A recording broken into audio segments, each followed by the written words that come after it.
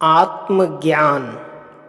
प्रिय दर्शकों, स्वागत है आप लोगों का YouTube प्रभाष ज्ञान दर्पण चैनल में।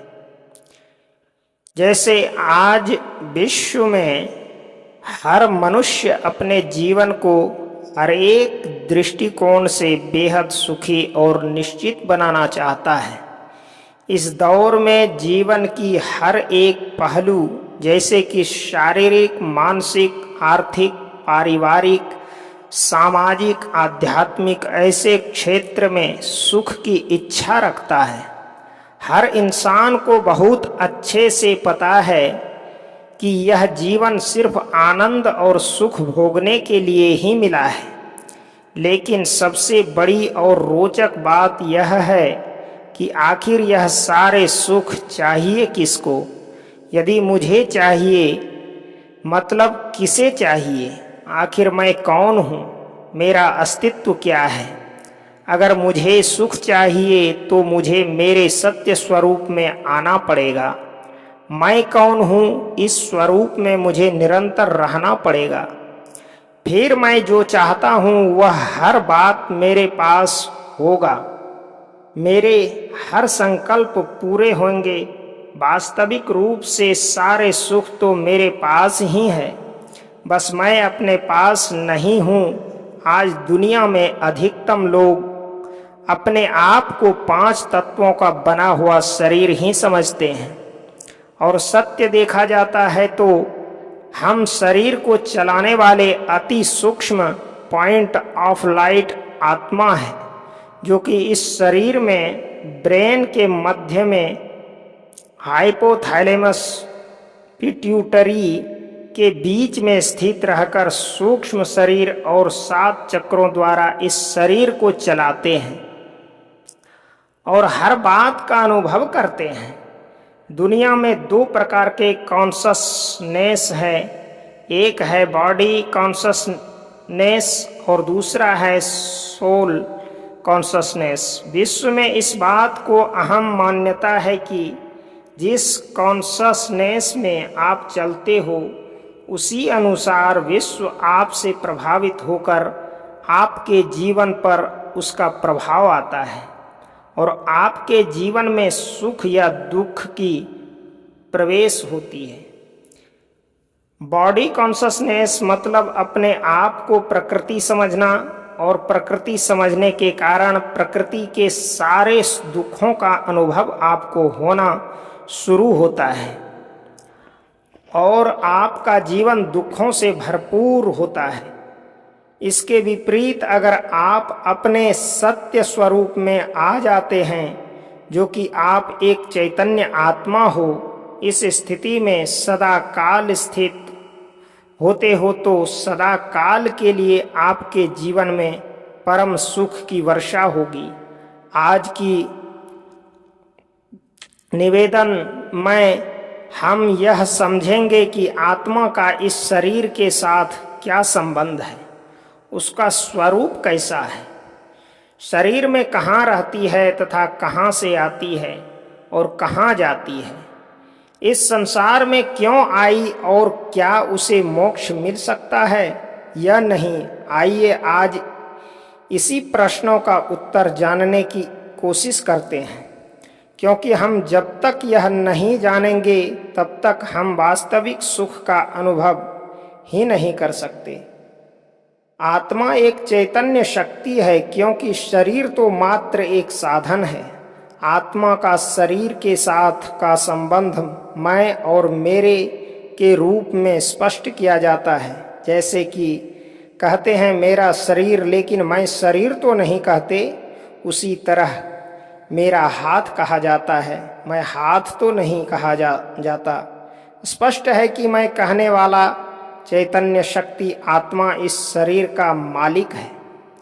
जिस प्रकार किसी व्यक्ति के हाथ में चाकू हो तो उस चाकू को पता नहीं है कि मुझे सब्जी काटनी है या किसी व्यक्ति का गला काटना है, वह निर्णय नहीं करता। उसी तरह उस चाकू का प्रयोग करने वाले हाथ भी यह नहीं सोचते कि मुझे इससे कोई सब्जी काटनी है या किसी व्यक्ति को मारना है, क्योंकि हाथ भी चाकू की तरह एक साधन है। सोचने वाली शक्ति, निर्णय करने वाली शक्ति तो आत्मा ही है। आत्मा एक अति सूक्ष्म दिव्य ज्योति बिंदु स्वरूप है। इसलिए व्यक्ति जब शरीर छोड़ता है तो दीपक जलाते हैं, अर्थात शरीर में स्थित चैतन्य ज्योति के यादगार स्वरूप ज्योति जगाते हैं। शरीर में आत्मा का निवास स्थान कहाँ है? दुनिया में आत्मा के शरीर में निवास के विषय में कई प्रकार की मान्यताएं हैं। जैसे कई लोग यह मानते हैं कि आत्मा हृदय में रहती है, लेकिन जब ऑपरेशन करके हृदय प्रत्यारोपण किया जाता है तो सवाल उठता है कि उस वक्त आत्मा कहाँ रहती है। कई कहते हैं कि आत्मा सारे शरीर में भ्रमण करती है। अब एक ही व्यक्ति एक ही समय में सुन भी रहा है, देख भी रहा है, बोल भी रहा है, हाथ भी हिला रहा है और चल भी रहा है, तो उस वक्त आत्मा कहाँ रहती है? इससे स्पष्ट है कि आत्मा का एक निश्चित स्थान होना चाहिए। अतः जिस तरह गाड़ी में ड्राइवर का एक निश्चित स्थान होता है जहाँ बैठकर वह पूरी गाड़ी को कंट्रोल करता है, ठीक इसी प्रकार मस्तिष्क पूरे शरीर को नियंत्रण करने वाला स्थान होता है। अतः आत्मा भी मस्तिष्क एवं स्नायु तंत्र के द्वारा शरीर की सभी कर्मेंद्रियां एवं ज्ञानेंद्रियों पर नियंत्रण रखती है। मेडिकल साइंस के द्वारा भी यह प्रमाणित किया गया है कि हाइपोथैलेमस और पिट्यूटरी ग्लैंड के बीच मैं आत्मा निवास करती है। इसीलिए व्यक्ति जब अपने भाग्य की बात करता है तब वह अपना हाथ मस्तक पर फेरता है। यानी भाग्य शरीर में नहीं है, परंतु आत्मा भाग्य लेकर आती है और लेकर जाती है, क्योंकि आत्मा भ्रिकुटी के पीछे बैठी रहती है।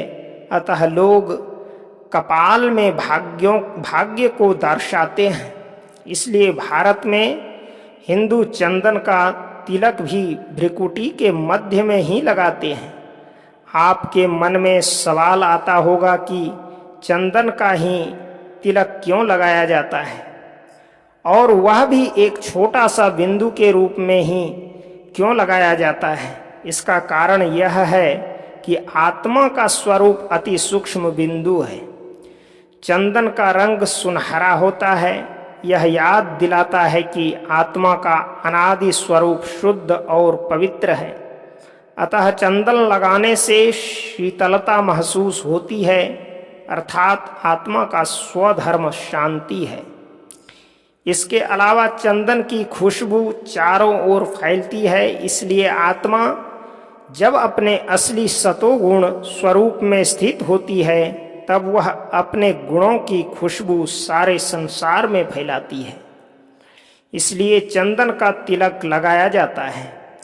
आत्मा कहाँ से आती है और कहाँ जाती है?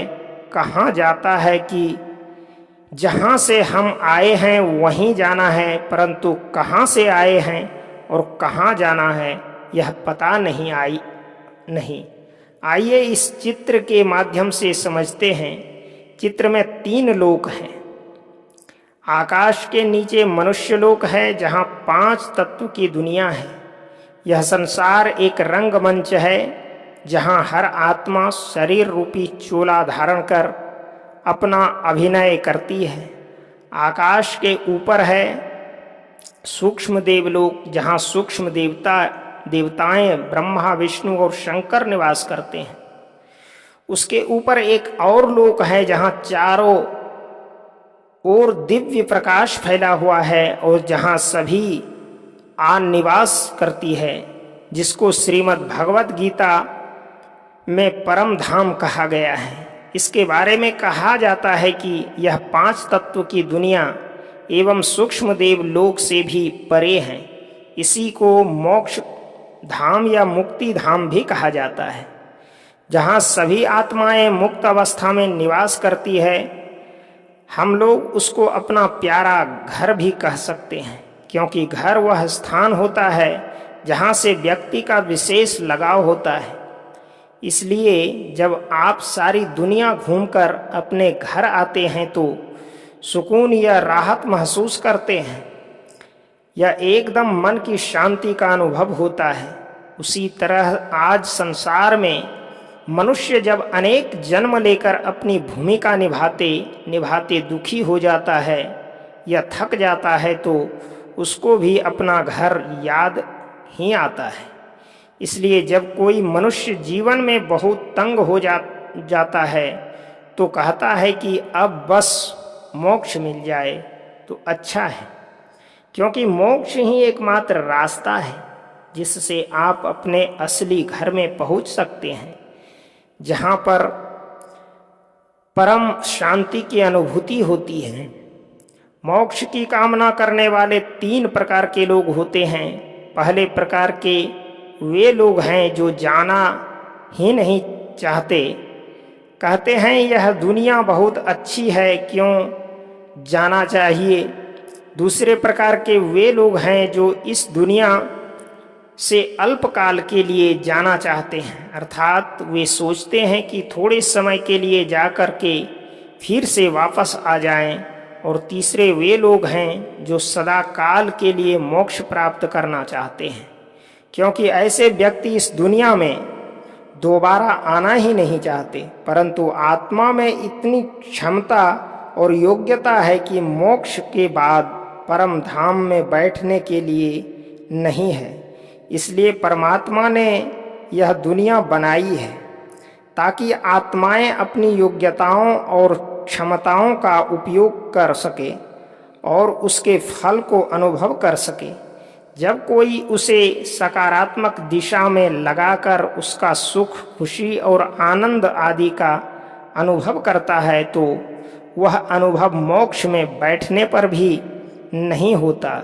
जिस तरह दिन के बाद रात्रि आती है तब क्षणिक ही सही परंतु कुछ पल के लिए विश्राम तो लेना ही पड़ता है, क्योंकि कोई भी क्रिया बिना रुके निरंतर नहीं चलती।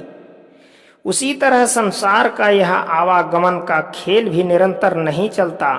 एक समय आता है जब कुछ समय के लिए अवकाश लेना ही पड़ता है।